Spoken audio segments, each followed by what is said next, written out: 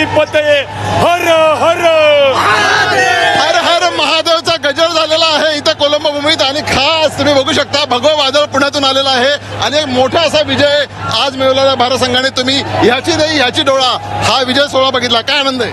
आज महाशिवरात्रीच्या या पर्वदिनी भारताने असा विजय मिळवलेला आहे आणि पुन्हा एकदा पाकिस्तानला आपण धूळ चाललेले आहे. त्याच्यामुळे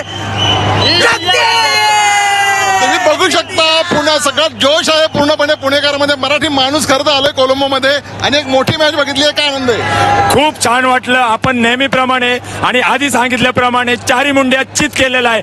अशी धूळ चाटलेली आहे पाकिस्तानला.